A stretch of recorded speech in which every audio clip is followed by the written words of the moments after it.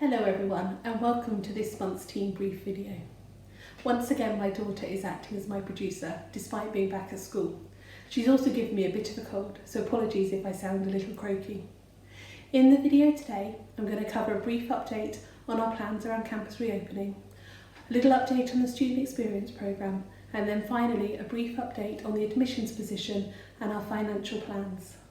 You will have hopefully seen recently a number of messages about our plans for a safe and phased reopening of campus and our buildings across humanities. Many colleagues have been busy working for the last few months to make sure that our buildings are COVID secure.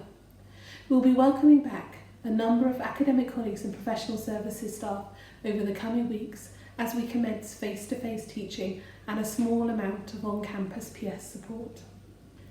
If you haven't already, please do check out our microsite on the Humanities intranet, which contains lots of information about our plans for reopening our buildings. Please also, of course, feel free to talk to your line manager about any questions you may have, or absolutely drop me an email directly if I can help.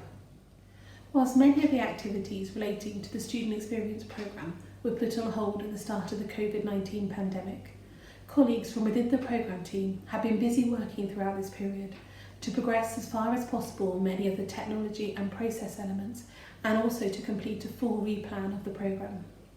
This replan was recently signed off by the SEP board.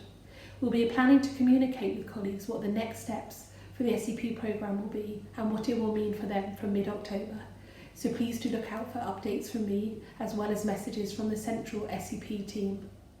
As many of you will be aware, all of the indications at this time around admissions are really positive.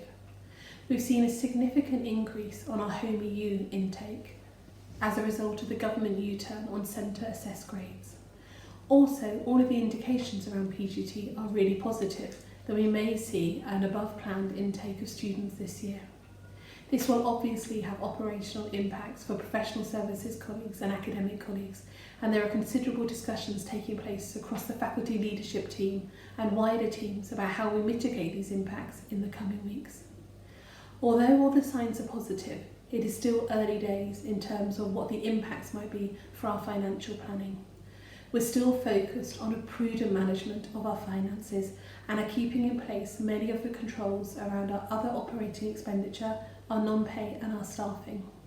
We will be reviewing these in late October, early November when the student numbers are clearer, and we'll be providing updates about next steps to colleagues at that stage. I'd like to say a huge thank you to the admissions teams. They worked incredibly hard this summer and continue to do so. Without them, we certainly wouldn't have the hugely positive signs in our admissions numbers that we have currently. I'd also like to say a wider thank you to everyone else who continues to work really hard in what remain challenging circumstances. Finally, thank you to those of you who joined me in my PS Open meeting recently. We'll be having another one on the 13th of October, so please do join me then if you can. Thank you very much everyone. Bye bye.